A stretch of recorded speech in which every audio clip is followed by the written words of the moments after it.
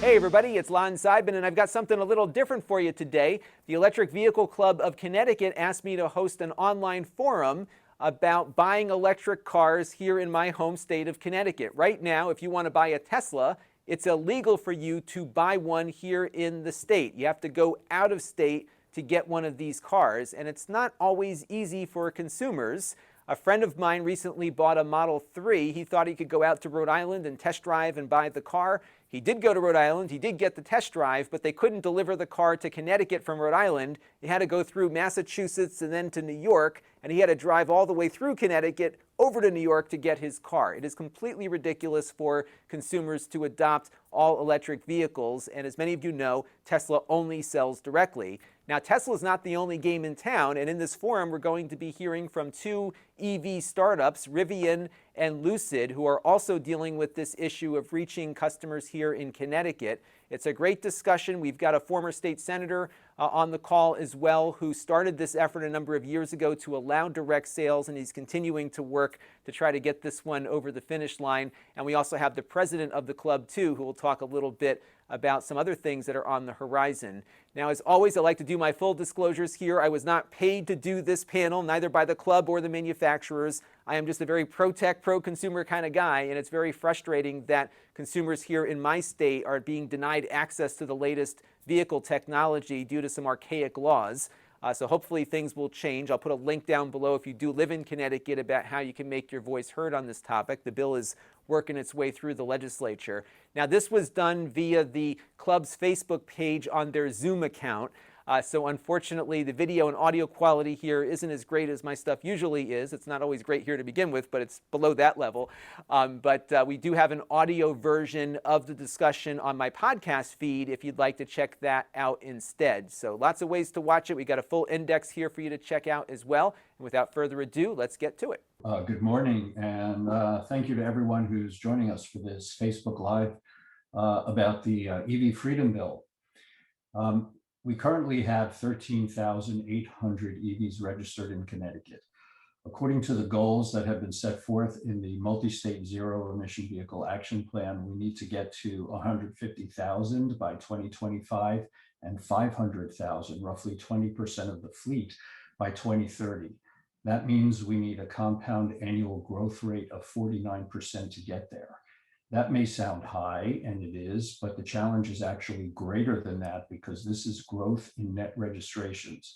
For every 100 EVs we add to the registration file each year, we lose about 50 in turnover. So our acquisition rate actually needs to be closer to double that. Furthermore, direct sales, which up until this point has only been Tesla, accounted for 68% of the increase in registered EVs over the course of 2020. And it was a similarly high number the year before that.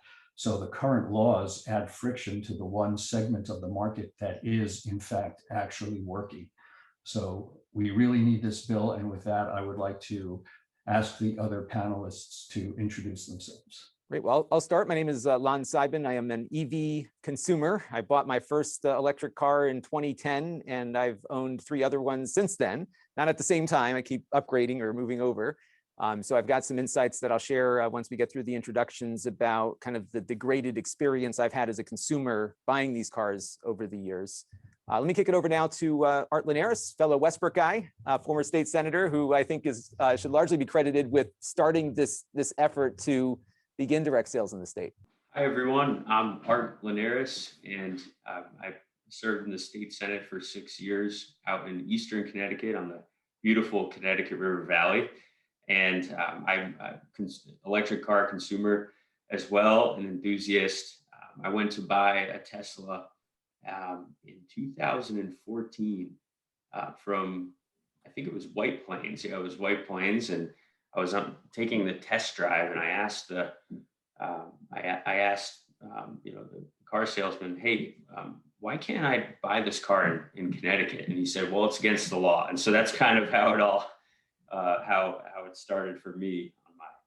Great. And Barry, why don't you tell everybody what the EV Club of Connecticut's all about? So we are a consumer-facing organization. We evangelize for EVs. We still find that even though the modern EV has been around for 10 years or so, just a one-on-one exchange of information or a test drive is still the best way to get a consumer to be seriously interested in actually getting one once they understand the advantages in terms of convenience, in terms of low cost of ownership, and how much fun they are to drive. So we engage in a lot of that. We also track, as you could tell from my introduction, detailed data about EV adoption in the state of Connecticut. And we advocate for policy. So this bill, among others, we're following and advocating for in the legislation. Great. And we also are joined by two representatives of two EV manufacturers, and these are the startups. We've got some new manufacturers coming into the mix. So let me start off with Daniel Witt from Lucid, and tell us a little bit about what Lucid's planning to do. Yeah, good morning, everyone. Thanks for joining today. My name is Daniel Witt. I'm the head of public policy for Lucid. The car behind me is our first vehicle, the Lucid Air. If you were fortunate enough to be at one of Barry's recent events, you actually got a sneak peek at the car that we'll start delivering to consumers, including our existing reservation holders in Connecticut later this year. We really are coming to market with what we believe to be some precedent-setting technology. We're the first vehicle that's going to come, that's going to be sold that will eclipse a 500-mile range. We're anticipating that 300 of those 500 miles will be able to be recharged in roughly 20 minutes.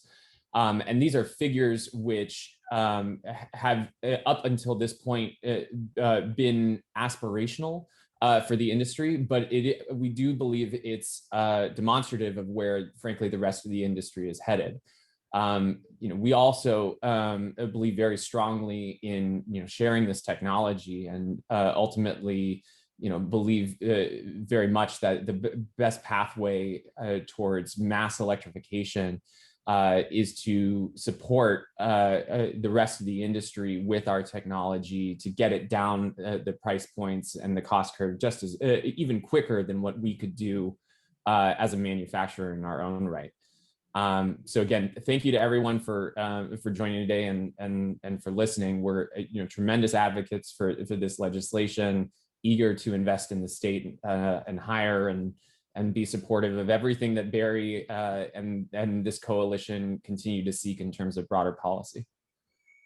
Great. And finally, we have James Chen on the call, and he's a familiar face to me because I interviewed you like 7 years ago when this effort first began. So it's good to see you. And why don't you tell us a little bit about Rivian and what the plans are there? Yeah, thanks, Lon. Really great to see you again. Yeah, so been in this space for a little over a decade now, in the vehicle regulatory space for close to 30 years.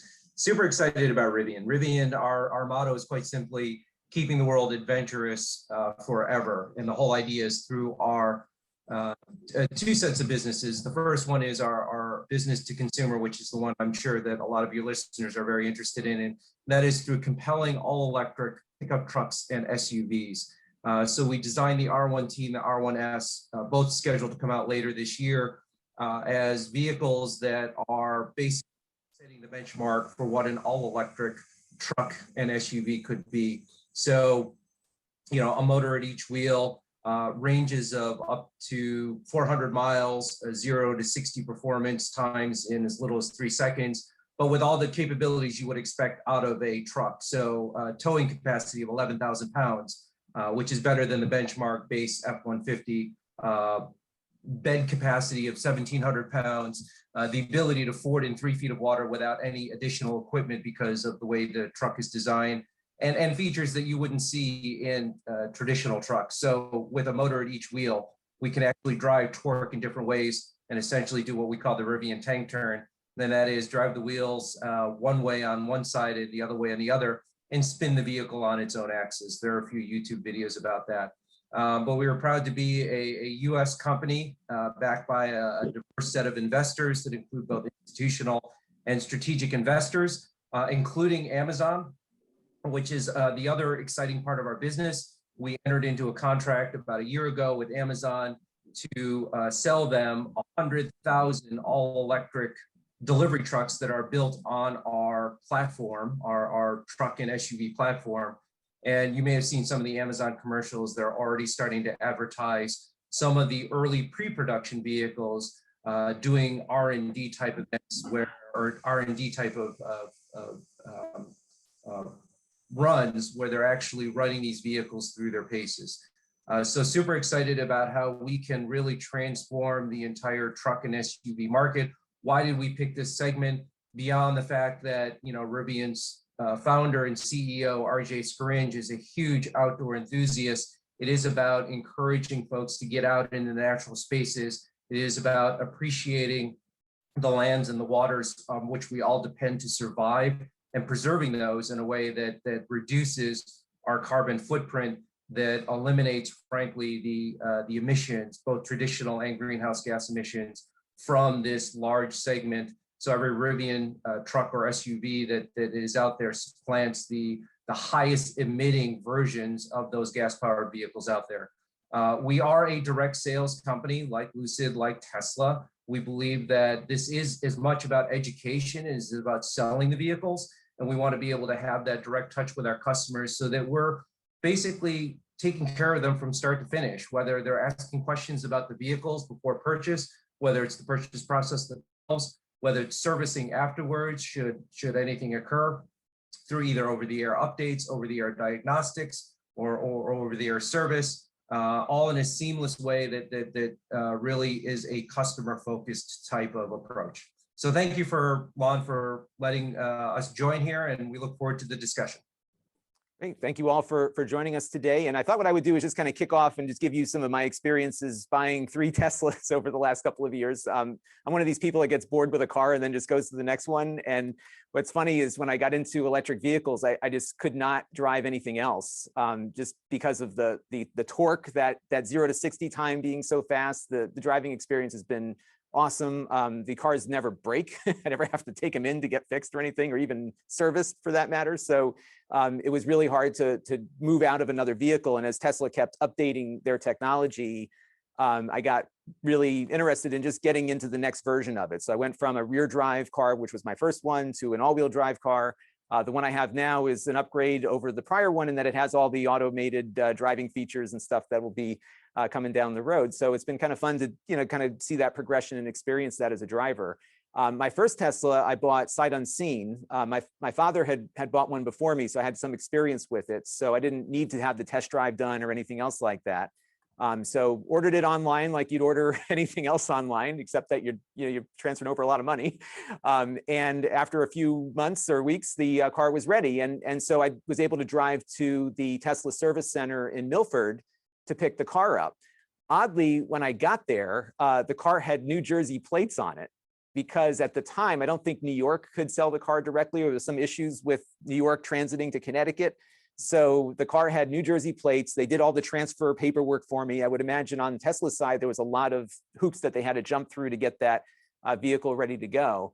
Additionally, financing the vehicle was tough, because a lot of the traditional banks wouldn't finance it because it wasn't being sold in the state in which I lived. I didn't understand what the issues were surrounding that, but I ended up having to use a credit union that Tesla had partnered with for this very problem. So there was a lot of just weirdness associated with kind of getting in the door that was a result of some of the overarching not regulatory, but legal issues related to sales in Connecticut. But it's fine. I got the car. Everything was great. When I upgraded to the all-wheel drive version, similar experience. Went down to the Tesla service center in Milford. This time it had New York plates and not New Jersey plates. So they had some changes in New York and made that possible. So no big deal. Got the car on my way. The third car I thought was going to be just as easy. I'd bring the old one into the service center to trade in and get the new one. But no, I had to drive to Mount Kisco, New York, because of some issues that had arisen between the time I bought the second one and the third one. And so, 2-hour drive, got stuck in traffic. I got there late because I was stuck in traffic. It was about, like I said, about an hour and a half, 2 hours for me from where I live here in Essex. And I'm actually closer to Rhode Island, but I learned in a discussion we had before the call that you can't buy one from Rhode Island if you live in Connecticut. So New York is kind of the only option. And what's interesting is that, even the short time that I was at the Milford Service Center picking up cars 1 and 2, people had come in looking to, kick the tires, and that was all they could do, because they would ask to take a test drive. They wanted to get more information, and the employee there could not provide it, out of fear that had he said anything to anyone walking in the door looking to purchase the vehicle, it would put his job at risk and also the company at risk. So, you know, he was basically turning people away, and that was just the hour that I was sitting in the place there. So it was really eye-opening just to see, you know, how difficult it was. And I can't even imagine someone that just wants to try it out, test drive it, a common thing to do before you buy a car, and how that is not something doable in Connecticut. Art, I wanted to bring you in now on this because you know, you really kicked off the effort here to make this an issue that the legislature needs to deal with. As you had a very similar experience. You were in White Plains. I think that was like that little hole in the wall place that they had for a while. You know, what have you experienced trying to get this through the legislature? You know, we're the land of steady habits. You know, what surprised you about something that would seem so obvious on the surface? Yeah, it seemed like a no-brainer. A business wanted to come into Connecticut and grow jobs, and there was even discussions about distribution center growth. So it seemed like it was a win-win for everyone. But we faced a tremendous amount of pushback. At the time, it was, you know, only really Tesla was around at the, you know, kind of looking to open up at that time. And so one of the main, I think, rebuttals was that, you know, you're favoring one company over others. But now you have, you know, Lucid and Rivian and all these other great companies that are looking to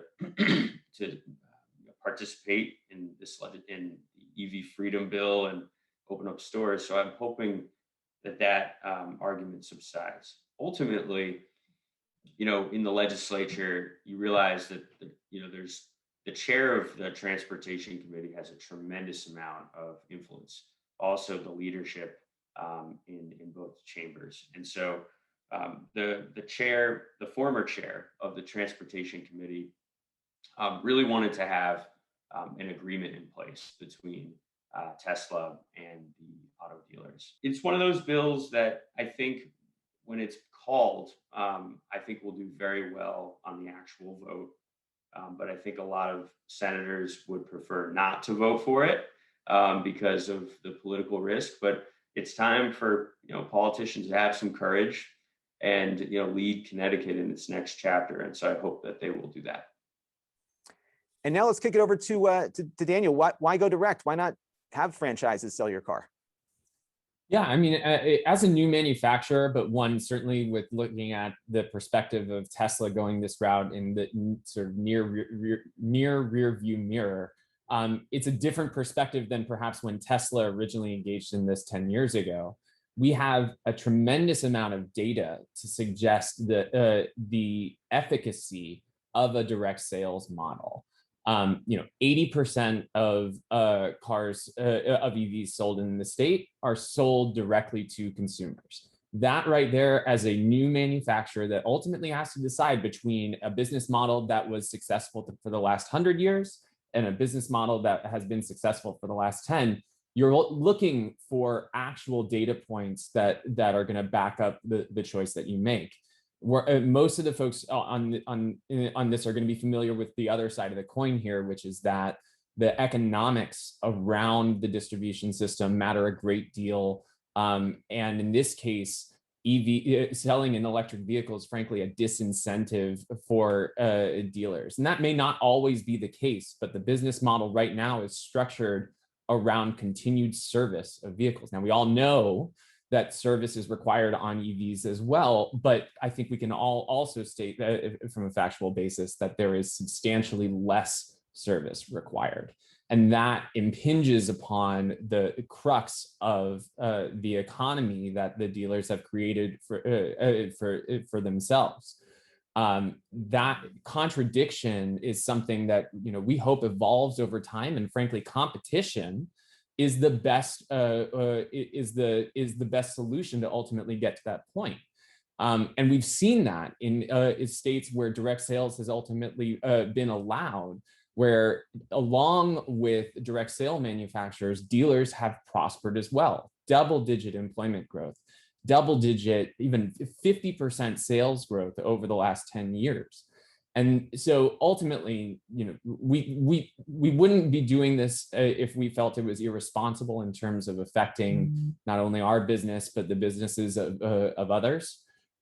We've been able to show, again, via data, exactly why we think that this policy, which has no cost to the state, ultimately it benefits us, the dealers, the state in terms of its broader policy efforts around electric vehicle adoption, but most importantly, the consumers. And James, you've been working on this issue for many years. I'm sure you've had a few states change their policies to favor direct sales. What terrible things have happened after that happened, or was it, to Daniel's point, has it been good for everyone? Yeah, Daniel alluded to this earlier, and I think the simple point is this is about allowing companies that want to invest into a state to simply do so and to open up in the open market. And you're right, I've been at this for over a decade now. Actually, Daniel and I were on the same team back at Tesla when we were opening up states to try to allow direct sales, and Connecticut was one of those. Senator, it's good to see you again. I know we worked together in the past on this very issue. And so what is the parade of horribles? Well, over the decade that this has occurred where states have opened up, there have been none. Daniel pointed out that franchise dealers, the local businesses, have not gone out of business. They've not laid off people. In fact, to the contrary, the opposite has happened. Sales have only increased. Growth has only increased. This is a great example of how opening the marketplace to appropriately licensed and regulated entities that include manufacturers is only good for the consumer and good for local businesses. So that's all we're asking for here, is the opportunity to compete on that level playing field, and frankly, to let the consumer decide, to let the consumer have the choice. If they want to buy a Rivian, if they want to buy a Lucid, if they want to buy a Tesla, being able to go to those manufacturers. If they want to go to their local dealer, they can still do that. Nothing that we have proposed around the country in the various states has said anything about trying to stifle or disadvantage the existing local businesses that are the franchise. And I guess to that point also, you might have a situation where there's more used cars to be sold in the secondary market through dealerships and others too, right? I mean, the more electric cars on the road, the more the more opportunities I think there are for everybody. Bear, I see you have your hand up. Do you have a comment? Yes, I wanted to add one thing to your description of your adventures in buying a Tesla. Because as you noted, there were changes. Originally, the cars kind of snuck into the state without estate plates, and then that was no longer possible. Tesla is now permitted to lease at its Milford facility.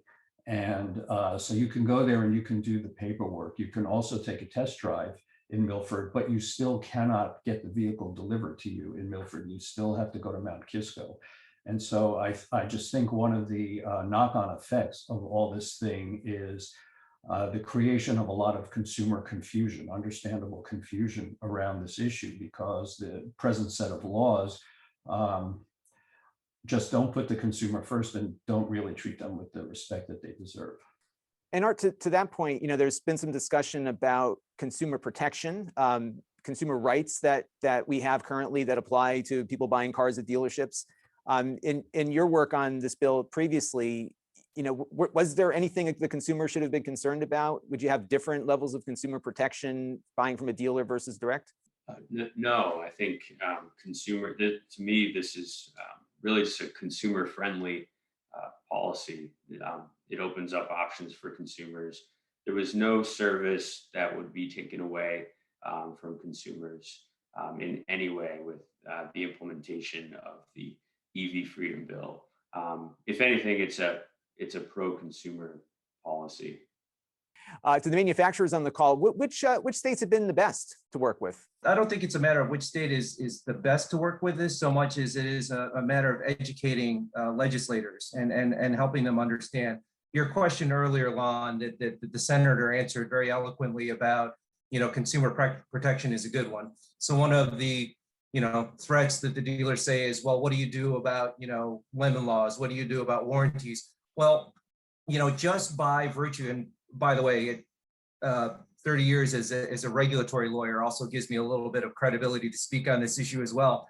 the state lemon laws under case law, under U.S. Supreme Court case law, to the extent that a manufacturer enters any product into a state, they have created that presence. So if there's any Connecticut resident through the internet or from a purchase out of state brings in a Rivian or a Tesla or a Lucid into the state, that manufacturer is obligated to cover those vehicles under state lemon laws, under warranty provisions that exist under both federal and state law. So there is no consumer protection issue. In fact, the opposite occurs here. If you allow us to be able to establish a presence in the state, we only increase our ties to Connecticut. We only increase our presence, and that provides even more hooks, it's an inelegant word, but more hooks for the state to be able to say that you're responsible. We're all responsible. And frankly, no manufacturer is going to put out a product that they're not going to stand behind because they're not going to last very long, frankly. So we will be there. But back to your question about which states have been the best to work with, I don't think it's a matter of best states. I think it's states are starting to understand and recognize that this is not a subtractive type of approach. This is an additive type of approach. Daniel mentioned this earlier. None of us are seeking money from the state to do this. We're actually asking to allow us to invest our money in the state. So last year in 2020, Colorado ran a bill that we fully supported to allow EV manufacturers to sell directly in the state, overturning a law back from 2013 where Colorado had flipped and closed that out. They're now open. Back in 2019, Utah recognized the value of that and opened up the state to EV direct sales. Prior to that, in 2017, Wyoming opened up the state. So I think as folks are understanding more and more that this is only a benefit, this is only increasing economic activity, increasing jobs, increasing consumer choice without any harm to local businesses, states are beginning to understand. And what wonderful about Connecticut is consumers are also getting it too. And Connecticut is a great example. This legislation wasn't started by Tesla. It wasn't started by Rivian. It wasn't started by Lucid. It was the consumers. It was Connecticut consumers saying, citizens saying, we want to have that choice. And that's what's so wonderful about what's happening in Connecticut today. Now, I've got a question coming up here, but there's some show and tell involved with it. And the question is about why are we not seeing manufacturers of traditional automobiles doing more with EVs? We keep hearing we're switching all electric from all these different manufacturers, but we never actually see the car, right? It's always a couple of years out. Or there's an electric version of another car that's the same thing, and the electric motor is kind of in there and maybe taking up storage space. I was thinking of a minivan that I was looking at recently that had less storage space because it had an electric motor kind of supplementing the gas motor. And the show and tell here is something that I got when I bought my first electric car from Chevrolet. I had a Chevrolet Volt. I leased it in 2010, and I got the sense that this was going to be one of these company changing things, that they were betting the company on this. And when I bought the car, I got this care package from them. Look at all this marketing. I got a flip camera that they wanted me to use to take video of my experiences in the car before the smartphones, a beautiful book kind of detailing the entire process of developing the vehicle. And I got the sense that Chevy and GM was just all in on this because that car, it was a great car. I really loved that car. In fact, the follow-up was pretty nice too, but I felt like they never did enough to get it over the finish line insofar as selling it, right? It was produced, it was engineered, it was talked about at the manufacturer level. But after that, it didn't sell very well, and they ultimately stopped making it. And Daniel, is it because of volumes here? Like, what do you think is the reason why we're not seeing more electric cars being sold to consumers under the current model? You could do a whole class on this. There's a lot of different answers to that question. There is some credibility to the dealer argument that they sell what they are given. So some of this is incumbent upon the legacy manufacturers who, up until this point, have not put their shoulder into the wheel of change and ultimately invested their time and energies in putting out compelling electric vehicle technology, with a few exceptions like what you noted about the Volt and the Bolt to follow. I do think that that exchange from the manufacturer to the dealer is still a problem, and it goes back to the point that I raised earlier around the economics. Dealerships have transitioned over time from mom and pop single family owned to conglomerates that may or may not, frankly, still have a family presence, even if they've been passed down from generation to generation. And the business model has only evolved slightly, with the changes, with the evolution of technology around internal combustion engine vehicles. What we've seen just since 2008, and when the Tesla Roadster ultimately came out, is a complete transition of the technology that ultimately is being used in the vehicle. And that is having this seismic shift in terms of how ultimately the relationship between the consumer and the product ultimately engages. Except it's almost like it's happening underwater. It's happening so slowly because that wave of electric vehicles is still ever coming. Now, I'm extremely bullish about this next decade. You've seen Mary Barra and GM and Ford and the international manufacturers all have press releases and all have these sort of moments where there's this realization of the change that's about to occur. I'm not seeing the same evidence or the same communication at the distribution level yet. And again, this is where I think competition is the best medicine. Ultimately, the dealers will respond to inevitable change, and the expectation is that they'll evolve to a different business model that enables them to continue to thrive. There's every evidence to that effect. And I want to talk next about charging infrastructure. And I think, Barry, you might be the best one to start with this question. Are we seeing charging stations increase throughout the state? I know, Art and I've been very fortunate to have Teslas. We can plug into those superchargers and we're in and out pretty quick. What's developing out there to give consumers a little less range anxiety, perhaps, next to the fact that some of these cars have much greater range? Obviously, charging and getting fueled up essentially is still an issue. What are you seeing out there? Deep posts this number on their website, and I believe it's up to 360. We're seeing gradual growth in charging stations. We are caught in a bit of a chicken and egg situation in that private companies are reluctant to invest in rapid expansion of charging infrastructure until they see that consumers are buying EVs in sufficient quantities. And of course, consumers are reluctant to buy EVs until they perceive that there's a satisfactory charging infrastructure, which there is for Tesla, but it's still a little spotty for the other connectors. So I think the Biden stimulus package has a really important role to play here, because they can help us push past it by getting a lot more chargers installed sooner rather than later. The aftermath of Dieselgate is helping. There are two pots of money there. There was the fine that was then dispersed to the states, and in Connecticut it was turned over to DEEP to provide grants. So that goes for other things besides charging infrastructure, but there's charging infrastructure that's being financed by those grants.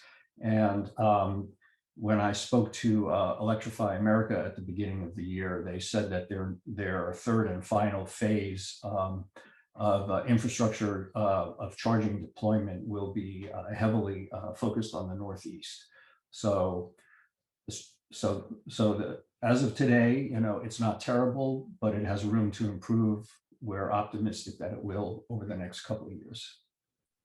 All right, and we've got some questions coming in from the Facebook chat here, and James and Daniel are going to get the first one. What kind of presence do Rivian and Lucid see for themselves in Connecticut, either with or without direct-to-consumer sales? Maybe we can have James start off on that one. Yeah, sure. So we definitely plan to be where our customers are. and to ensure that they have the choice that they deserve, frankly. So let me start out with right now, any Connecticut resident who wants to buy a Rivian or a Lucid or a Tesla for that matter can do so.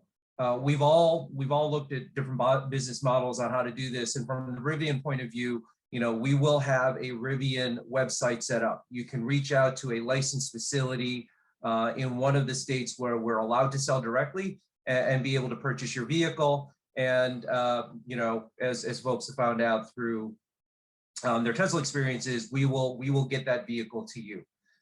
It will be a lot easier if we are allowed to sell directly, because that means we will be able to invest, put up a retail location, whatever that looks like, provide direct service for you all, and ensure that we're there to support our customers in a more fulsome and direct way. This is all about creating less hassle for consumers. Rivian still will be able to sell directly to, still will be able to sell to Connecticut residents. It's just a matter of how we can overcome the hurdles that are imposed by these bans on direct sales. And Daniel. Yeah, I think the only thing that is a great answer, Jim. The only thing that I'd add to that is there is a tremendous opportunity here. Tesla piloted what's known as the START program, which has works with community college institutions around the country to train folks without 4-year degrees, ultimately in technical capacity to be able to provide service for Tesla vehicles. Right now, that is limited to Tesla, but here's this transformational change that we were talking about earlier. We need to set up similar programs in community colleges that ultimately stop teaching around the internal combustion engine or diesel engines, but rather focus on what is a more sophisticated technology, but enables more skilled labor that's portable. It's not to suggest that these folks will be stuck for a career as a technician if they don't want to be, but that technology is that experience is extremely portable into the broader economy that we're all trying to create. So ultimately, I think that this is, again, it's sort of over and over again. This is not a zero-sum game. This is additive. This is creating jobs. This is creating additional investment. It's creating an economic force that ultimately propels itself and leads to further long-term growth in the economy. That's a good point too. I was just thinking as you were talking about the Tesla service center in Milford, so I've got 8 years of seeing the progression. And when I first got the car, maybe Art can relate to this too, it was kind of like a clubhouse over there, right? You'd go in, it was not a lot of people, you could chat with all the guys working on and the gals working on the cars. It was a lot of fun, and now there's a lot more people working there now. There's a lot more volume and just an overall more busy activity there, just given the larger number of customers that are there, and certainly there's more jobs created as a result. The next question from the audience is for Art. This is a really weird year to be lobbying for bills, if you will, because there's no lobby in which to lobby, which is where a lot of things happen out in the hallways, as you know. What's the best advice you can give to folks right now who feel that this bill is important to get it over the finish line, given how difficult it is to reach people directly? Yeah, I think call your state rep and call your senator. They do pay attention to your phone calls. They do pay attention to how many people support or oppose an issue. So I think reaching out directly, letting them know that you care about it, that's important to you, and obviously that it's important to our environment. And Connecticut voters care deeply about the environment, and they want to see a change there. And so I can't think of a better way to do it to help the environment than voting for this bill. So reach out, encourage your friends, your family members, anyone who cares about this issue, and there are a lot of them, to reach out as well, and ask if they are supporters, if your legislators are supporters, ask if there's a way you can help. Great. And what happens for, so let me ask you this, because you were in the Senate for a number of years and you would often hear from people outside of your district. What's the best way if that, so our questioner had said that their state rep and state senator are on board, ready to go. How can they continue to try to convince other reps that might be on the fence? What's worked for you in the past? Yeah. So I think, getting an understanding if your state senator or state rep is willing to share information with you, if there are colleagues of theirs that are on the fence, give them a call, even if they're not in your district. Reach out to them. Pay attention to Barry's events and what the EV groups across Connecticut are doing. Show up to those events on Zoom or otherwise, and be supportive. You'd be surprised how influential your voice can be, and just showing that support. That's the way that you get it done. And then also, I'm just couldn't tell you how proud I am of Senator Haskell for what he's doing and taking the lead and having the chair supporting the bill. So be supportive of him. Reach out to his staff. Find out ways that you can help him too. Here's a question from another viewer, James and Daniel. Would Lucid and Rivian commit to infrastructure assistance in Connecticut beyond what is currently planned if it helps those that oppose the bill? I'm guessing maybe electric charging infrastructure and other things that might be helpful. Are there things that you're willing to do to help, maybe some of those senators that are on the fence? Yeah, listen, at the end of the day, this is not about, being victim. This is about proliferating EVs throughout. And that includes not just being able to sell those electric vehicles to consumers who want them, but being able to support them throughout. So we recently announced, I think it was a couple months ago, that Rivian is going to be donating chargers to electrify every single state park in Colorado.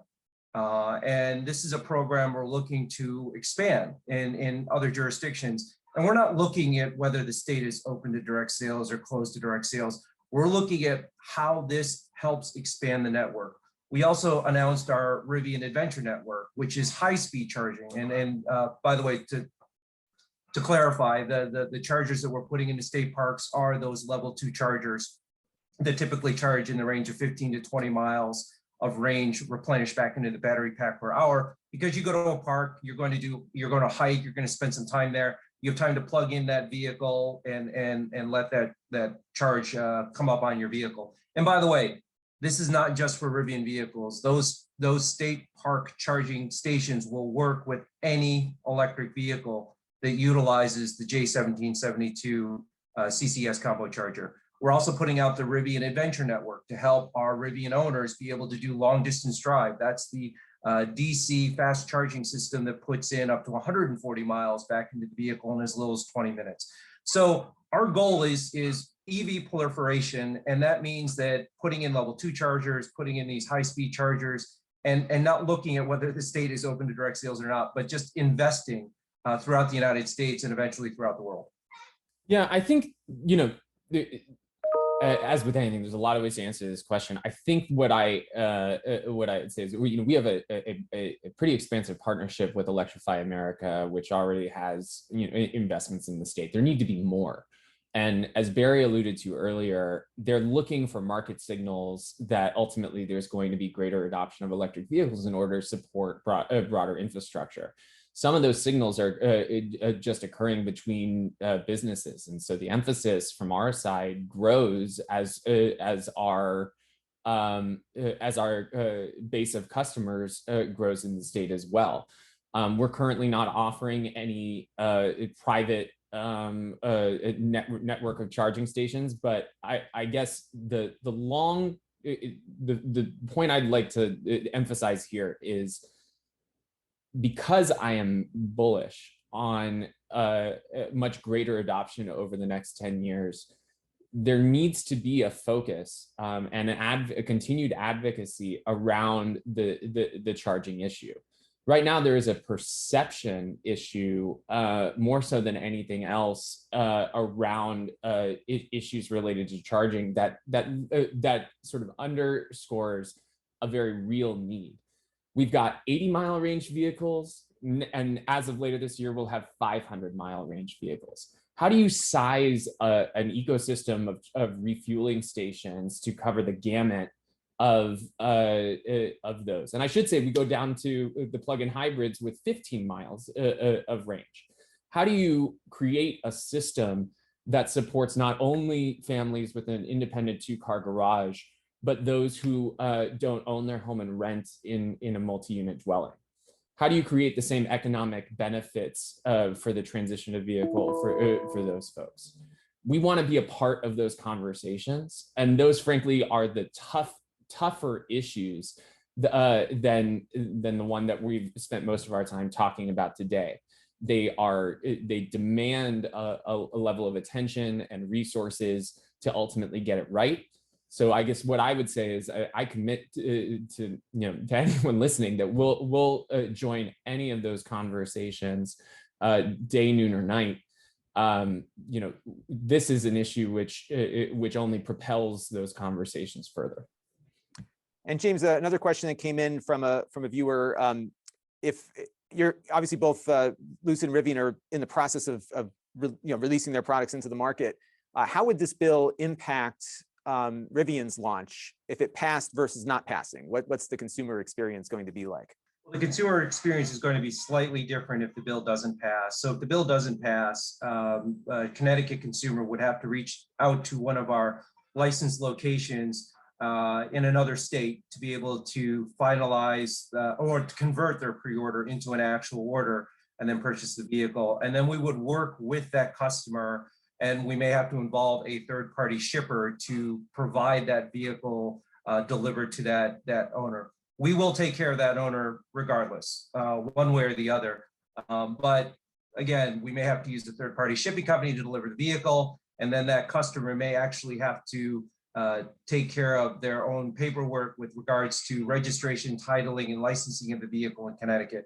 We're still trying to figure out how to make that more seamless. Frankly, this bill passing would allow us to actually have a presence in the state and take care of the customer directly in state. To the extent that the bill doesn't pass, we'll figure out a way outside of the state to be able to do that. But it sounds like it puts you at a disadvantage at this point if it doesn't, because it does require more on the consumer to achieve something that they could do if they could just buy the car. Correct. It will place more of a burden on the consumer, and that's the real kicker here. The direct sales prohibition puts more pressure or more inconvenience on the consumer without any legitimate state purpose or benefit to anybody else. This is just basically an impediment to the consumer being able to exercise their choice as a purchaser. I want to bring Barry back in because there's a lot more that can happen if we allow these cars to be sold here, right? You had emailed me earlier that this is kind of the tip of the iceberg for what could happen next in EVs. What do you think is out there in the future? Well, I think that the traditional auto industry opposition to this bill just doesn't really take into account the fact that direct sales is just one development that we are going to see, right? There's greater digitization of commerce in general. There are other companies looking at other models. Canoe has talked about a subscription model. There's a company called Steer EV. I believe they're in the state of Washington, and they're offering some flavor of subscription model. There's a startup in the UK called River Simple, which is doing a hydrogen fuel cell subscription model, and there will be all kinds of different variations on these. VW in Germany was the first automaker to basically announce that, hey, we're giving up on our dealers and we're moving all EV sales online and using the dealers as agents. Now, Volvo seems to be doing something along those lines in this country. They're a little vague about how it works, I'm sure deliberately so, but if you want to buy a Volvo EV, you now do it online.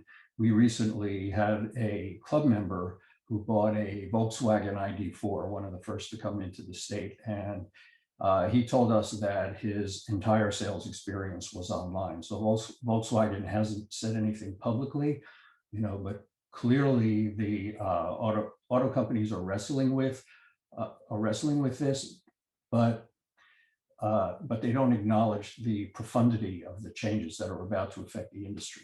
And that's really my point, and about how a state like Connecticut, if we don't allow direct sales to happen, we could become a backwater as companies that want to innovate and and bring new green jobs into the state will look elsewhere. That's my fear. I look at a state like Texas, where they're going to be making some Teslas in limited quantities, and they've got to ship them out of state to sell them back in, right? It's just because Texas, of all places, is still restricting direct sales. I got one last question for Matt, for Daniel and James here. Will Rivian and Lucid help their owners navigate this is from a viewer, navigate based on charging locations that are available? Long haul driving, still a challenge to some degree. It's easier now with more charging stations, but I do remember when I first got into EVs, I would plot my course for a long range drive. What kind of things are consumers going to experience with your cars for planning out long haul drives? And we'll start with Daniel. Yeah. So Lon, to go back to something you just mentioned about Texas, I think it's worth pointing out that right now Connecticut's laws are even more draconian than those in Texas. And so, I mean, if there's ever sort of evidence to suggest a state that, clearly the governor just joined other governors in support of 100% sales for 2035. You've got ardent advocates within the legislature for electrification. You've got you're a part of a coalition of states that's already seeking mass electrification. So there's such a discontinuity, I think, that exists just because of this languishing policy. To the question that you raised, we are developing an interface with, or I should say, a very visual interface within the vehicle in partnership with Electrify America. It's also likely to include other charging providers based on the ability to establish an API with the system, so that consumers ultimately will have every confidence that they'll be able to recharge on long road trips. I would go back to the prior answer just to say, we are exploring new territory where we're going to have vehicles in excess of 500 miles of range. Our CEO is known for saying, if you recharge all of those miles, it's probably not healthy for you to be driving, all the way to the full capacity on off of that refuel. So ultimately, at some point, we're going to encourage you to take a stop, take a look around, enjoy your surroundings, and get a bite to eat. But it's fair to say that the system within the vehicle, the multimedia display, will enable that type of very deep customer interaction. And James, you mentioned there's like you're really trying to promote the outdoors and bringing these vehicles into places where you may not have gone before. And I'm guessing you're going to have some interface around helping people find those opportunities for fast charging. Yeah, absolutely. Similarly to the answer that Daniel gave, we are working on systems that will be native to the vehicle itself, part of the center screen, part of the trip planning, where we will map out where those charging stations are. We are moving forward and quite quickly with our entire charging team to be able to install chargers. I mentioned Colorado as a state park. I should have mentioned we're in talks currently with about 3 or 4 other states to do something similar. And all of those will be mapped out in an application that will be available on the vehicle through the center screen. So you'll be able to do route planning. You'll be able to plan that where you're going to be charging, your stops, where you need to recharge, and how you get to your destination, not only the fastest way possible if you want to, but potentially the most scenic, or if you want to take a few interesting detours, you'll be able to do that as well. Great. Well, I've been driving electric for 10 years, and I think once more people experience it, they're never going to want to go back and have to pump gas anymore. So hopefully it'll continue. So we're pretty much at the hour here. So what I thought I would do is, I'm just looking on my screen here, maybe going from one end of the screen to the other, maybe just do a little lightning round. We'll start with Art, and maybe just make a pitch. Why should people watching be supportive of direct sales? People should be supportive of direct sales because it's going to create jobs and investment in the state of Connecticut, because it's the next chapter in transportation, and Connecticut should lead the way. And it's ultimately going to create opportunities for people to learn how the electric motor works, which is not only important for cars, but it's important to learn for drone repairs. It's important to learn for wind turbine mechanics. So there's so much more to this, and Connecticut should lead the way, and it's great for our environment. So I encourage all the senators and legislators listening to vote for it. Let's get it done this year. Yeah, there are just so many reasons why it's hard to cover them all, but ultimately this boils down to consumer choice. Allowing Connecticut consumers to be able to choose how they want to purchase EVs, to allow the promotion of EV technology, as the senator correctly pointed out. And also keeping in mind that this is about investment by companies into Connecticut, into the state, to invest in and put up facilities that also create jobs, and at the same time, with no harm to existing business whatsoever. This is ultimately about consumer choice, investing in the economy, leading in technology, promoting American companies that are seeking to do this and lead the way, and all without harming existing businesses. Great. Thank you, James. Daniel. I mean, what else can be said? We've covered a lot. Yeah, right. I've talked a little bit about this grander vision of electrification, and there's no reason that Connecticut can't be a leader in that effort. Everything that Senator Linares and Jim said is absolutely true. When you try and wrap that all up in a nice bow, what this amounts to is, Connecticut stepping into the light and ultimately being at the forefront of this inevitable change. Again, we can prove with data how this is a rising tides lifts all boats type of policy. It's a policy change that many states have already addressed and are already looking to a more complicated future of policies that ultimately need to be solved to enable the prosperity that we all seek. So it's a policy that invariably captures a lot of emotions. And respectfully, there's a lot of history in both this bill and the issue nationally, such that that's perfectly understandable. But I'd like to think that we've all reached a point where we can separate fact from fiction, and come down on the side that enables us to move forward together. So I think this bill is about the consumer. It was the EV Club that wrote the first draft of the EV Freedom Bill and sent it to the Senate. And I wouldn't have done that if there wasn't a demand from club members to have this happen.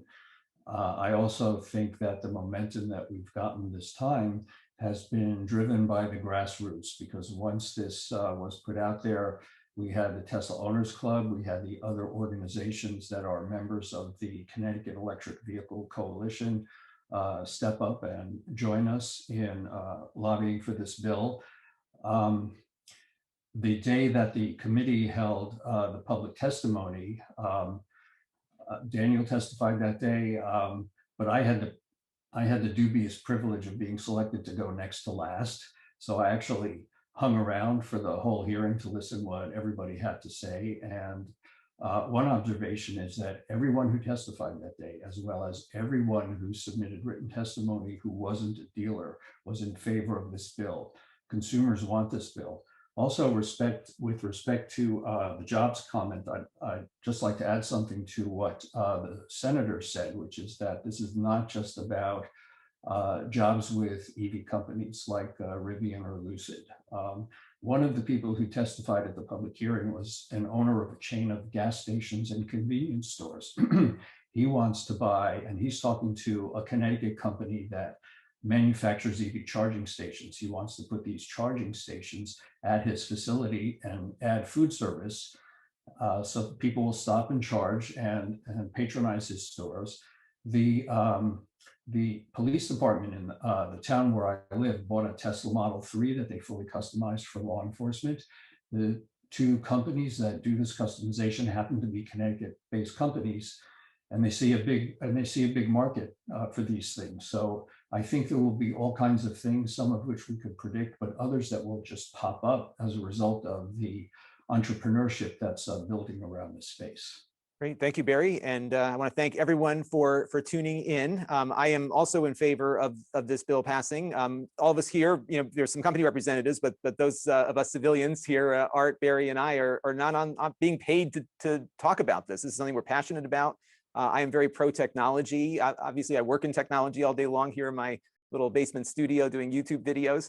But I think it's the future. And what's amazing about electric cars is that you have one plug, but there are many different types of fuel types that can make that car go. And Art was in the solar business, and I had some solar panels up at my last job when I was still working for somebody, and I was able to charge up my car from solar and basically run my car, my entire commute, off the sun as it sat in the parking lot all day. There's just so much potential to drive down costs, create jobs, make things better for consumers. And I think this market, the automobile market, needs to have that flexibility. Other states have taken this step, and we haven't seen detrimental things happen to the consumer. If anything, things got better for the consumer. And I hope this talk today was helpful for those of you watching to learn a little bit more about electric cars. Once you try one, you'll never want to try anything else. And the folks here want me to remind you that there's a website, evfreedomct.com. That you can go to learn more about the effort here to get the bill passed. And it's looking like it could happen this year. So keep up letting your representatives and senators know. And hopefully we'll have some more consumer choice in the state. So that is going to do it for the call. I want to thank everyone for their time today. This was a lot of fun, and I actually learned some stuff today too. So it was really, really great. So thank you all for being a part. This channel is brought to you by the Lon.TV supporters, including gold level supporters Chris Allegretta, Tom Albrecht, Mark Bollinger,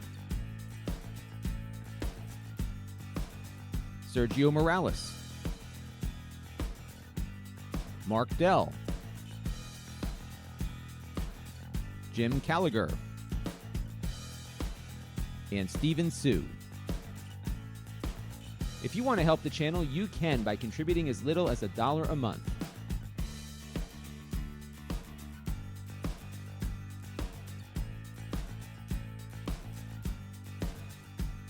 Head over to Lon.TV/support to learn more.